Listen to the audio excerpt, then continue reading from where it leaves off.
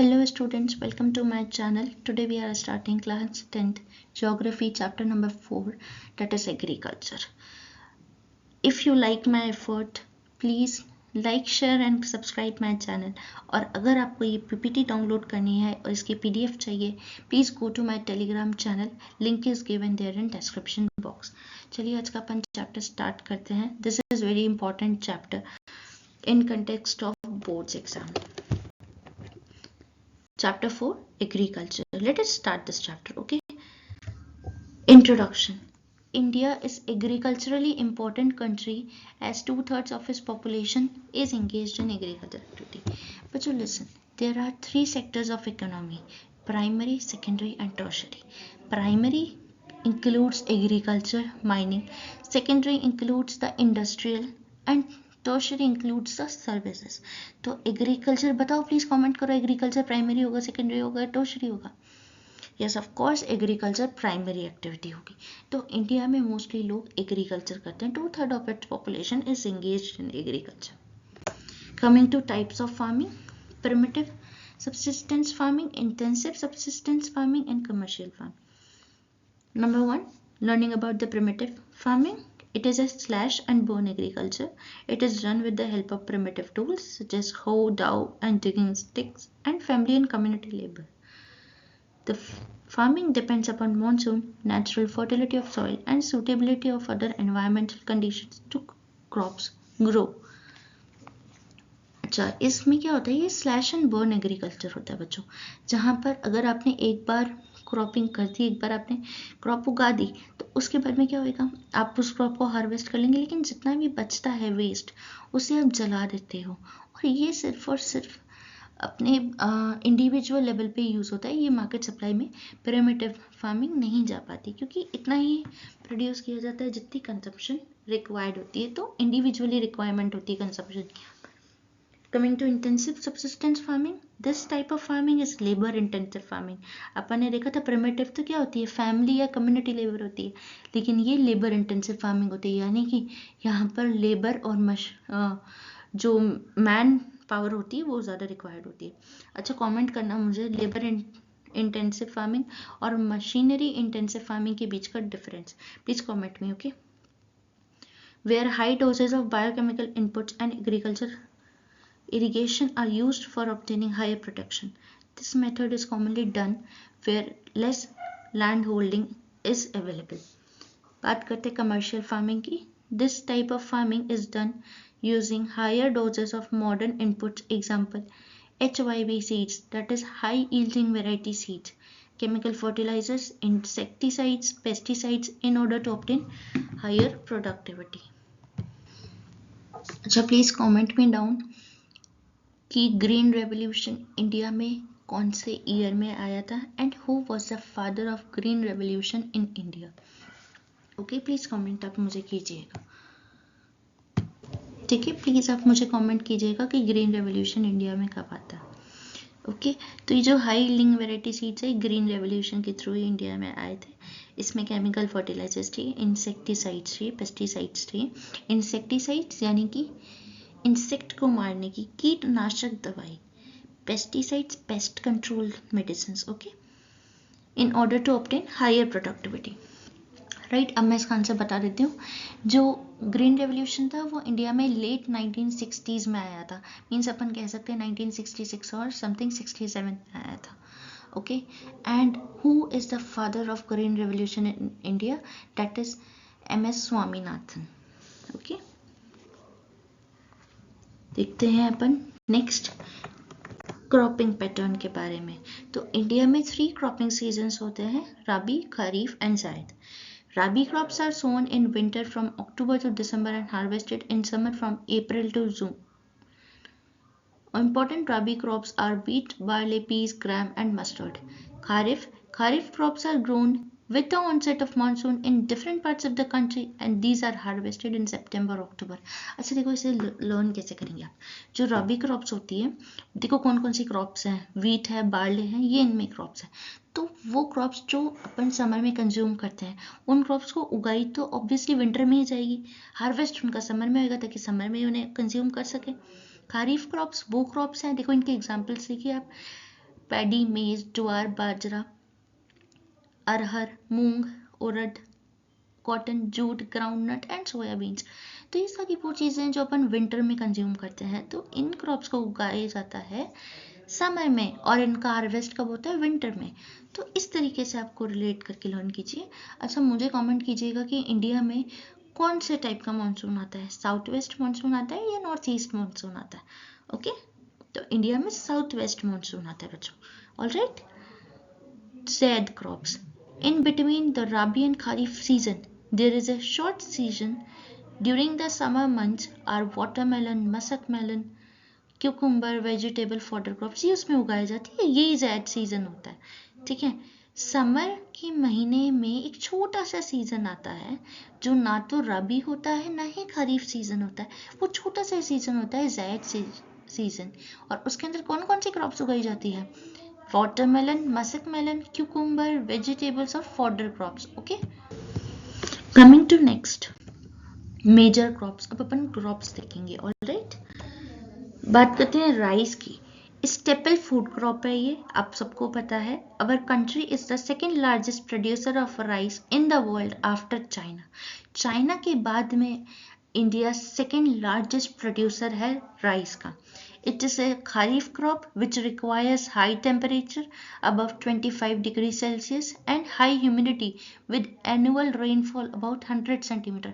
आपने देखा होगा कभी कभी फोटोज में भी कि कुछ फील्ड ऐसे होते हैं जिसमें ब्लैक सॉइल होती है और जिसमें ना क्या होता है, पानी भरा हुआ होता है उस फील्ड में।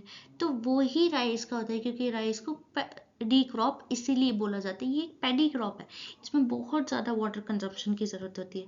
जब भी तो आप देखिए इसकी एनुअल रेनफॉल कितनी चाहिए, above 100 centimetres. It is grown in the plains of north and north eastern India's, coastal areas and deltaic region. Next is wheat. Wheat is the second most important cereal crop in India. It is the main food crop in the north and northwestern part of the country. ये एक main food crop है north में और north western part of the country में। This rabi crop, ये एक रबी crop है। Rice एक खरीफ क्रॉप थी, व्हीट एक रबी क्रॉप है। Requires a cool growing season of 50 to 75 centimeter of annual rainfall and a bright sunshine at the time of ripening. Ripening मतलब जब ये पक जाती है उस टाइम पे।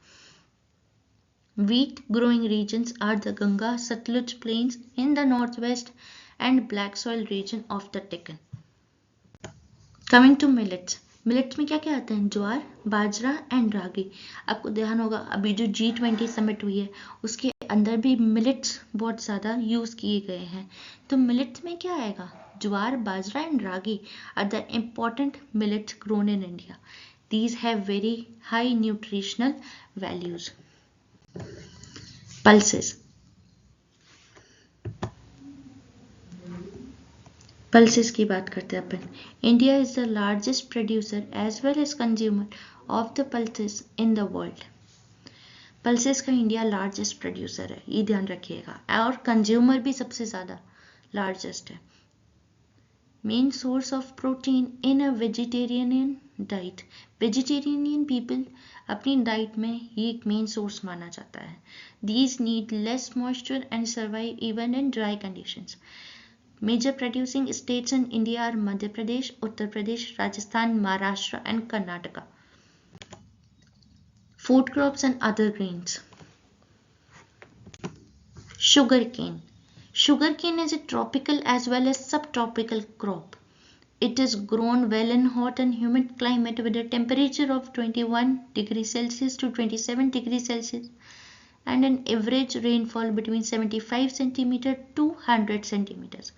Major producing states are Uttar Pradesh, Maharashtra, Karnataka, Tamil Nadu, Andhra Pradesh, Bihar, Punjab and Haryana. अच्छा, इसमें से आप मुझे ये जितने भी मेजर प्रोड्यूसिंग स्टेट्स है please comment me down largest producer of sugarcane in India. Okay, please comment करना आप मुझे इसका answer. Next is oilseeds. The oilseeds cover approximately 12% of the total cropped area of the country. These are used as cooking mediums as well as used as raw material in the production of soap, cosmetics and ointments. Ointments यानी कि कुछ rubbing में काम जो आते हैं, cosmetic products and soap में। T. Tea cultivation is an example of plantation agriculture. It is important beverage crop introduced in India initially by British. T India में किसने लाए थे? ब्रिटिशर्स लेके आए थे। It requires warm and moist free climate with frequent showers all through the year. इसे frequent showers चाहिए। showers आप जानते होंगे, रेन की छोटी छोटी बौछार जो आती है, शावर होती है वो। Major producing states are Assam, hills of Darjeeling and Jalpaiguri district, West Bengal, Tamil Nadu and Kerala. Coming to coffee, another important beverage crop in India. Indian coffee is known in the world for its good quality. Its cultivation is confined to the Nilgiri in Karnataka, Kerala and Tamil Nadu. Horticulture crops. India is the producer of tropical as well as temperate fruits. India produces about 13% of world's vegetables. तो ये जो fruits और vegetables हुई, ये horticulture में आते हैं। Non-food crops. Coming to non-food crops. Rubber. Rubber is an equatorial crop, but under special condition, it is also grown in tropical and subtropical areas. It requires moist and humid climate with rainfall of more than 200 cm and temperature about 25 degrees Celsius. It is mainly grown in Karnataka, Tamil Nadu, Kerala and Andaman and Nicobar Islands and the Garo Hills of Meghalaya. गारो, खासी, जैंतिया ये बहुत ही major hills है मेघालय के अंदर। इसके अंदर ही इन hills में ही एक प्लेस है जहाँ पर सबसे ज़्यादा एनुअल रेनफॉल रिकॉर्ड की जाती है। प्लीज़ कमेंट मी डाउन वो कौन सी जगह है। अच्छा, ये जो अपनी रबर है, अपन ने रबर के बारे में बात कर ली। ओके, अब मैंने आपको बोला है कि अगर आपको ये पीडीएफ चाहिए प्लीज़ मेरे टेलीग्राम चैनल पे जाइए, link is there in the description box. और साथ के साथ make some short notes also of it, some pointer notes. Fibre crops. Cotton, jute, hemp and natural silk are the four major fiber crops grown in India. Rearing of silkworm for the production of silk fiber is known as sericulture. MCQ question है, what is sericulture या sericulture को अपन किससे describe करते हैं? विच natural fiber is obtained by the process of sericulture, that is silk is obtained. Cotton. It is a kharif crop, grows well in drier parts of the black cotton soil of the Deccan Plateau. हमने जब chapter number 1 पढ़ा था resources, उस chapter में अपन ने soil जब पढ़ी थी, उसके अंदर मैंने बताया था ब्लैक सॉइल को ब्लैक कॉटन सॉइल भी बोली जाती है और रेगर सॉइल भी बोली जाती है।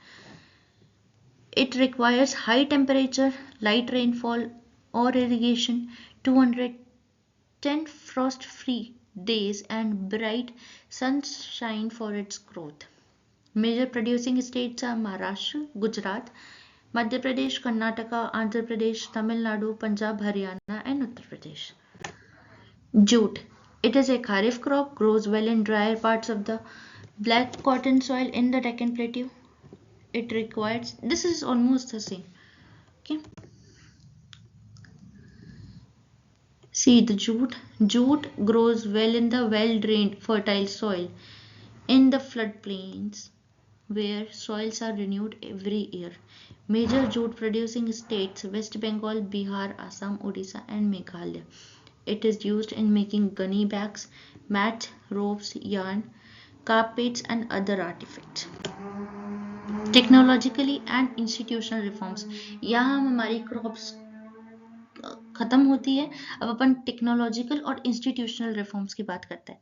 मोर than 60% of India's population depends on agriculture.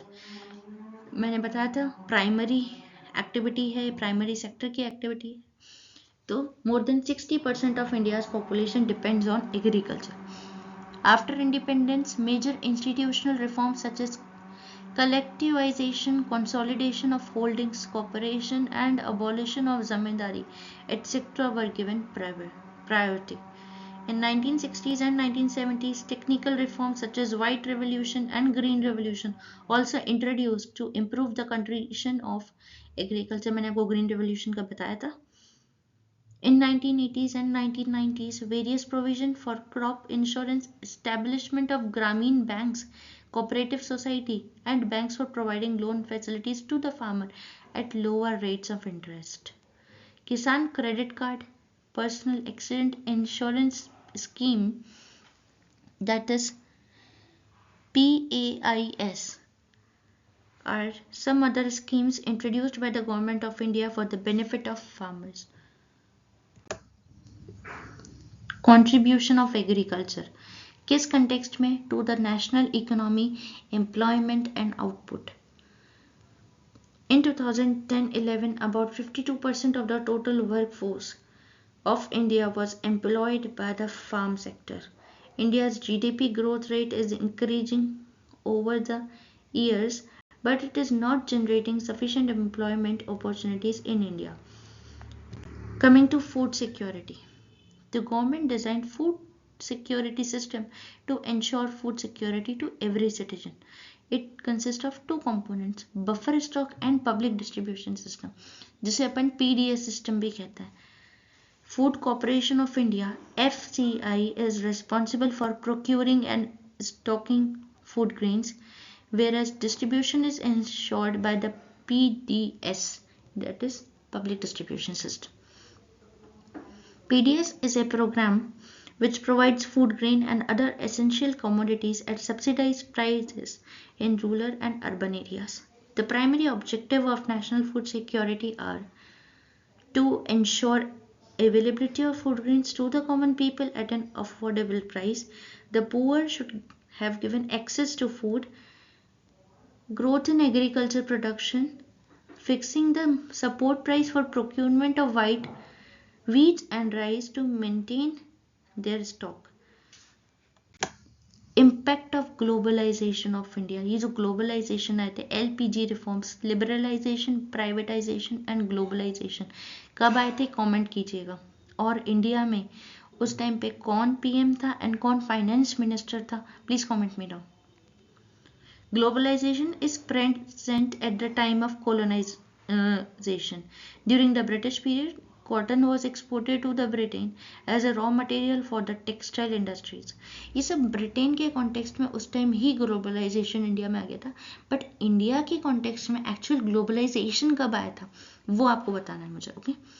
After 1990s, the farmers have been exposed to new challenges under globalization. The agricultural product of India are not able to compete with the developed countries because of the highly subsidized agriculture in those countries. जो India के agriculture product थे वो compete नहीं कर पा रहे थे developed countries से, क्योंकि वहाँ पर हाईली सब्सिडाइज एग्रीकल्चर होने के कारण से. Genetic engineering is revolutionising the agriculture production nowadays. Genetic engineering हो रही है, अपन को भी पता है.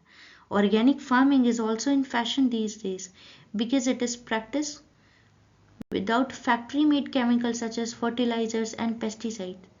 Hence, it does not affect the environment in a negative manner. Indian farmers should diversify their cropping pattern from cereals to high-value crops, which will increase incomes and reduce environmental degradation simultaneously. Coming to an end of this chapter. अगर आपको ये video अच्छी लगी, अगर आपको मेरा explanation अच्छा लगा, do like, share and subscribe this channel. And if you want this PDF, please go to my Telegram channel. Link is given below in description box. Okay, this is for today. Thank you.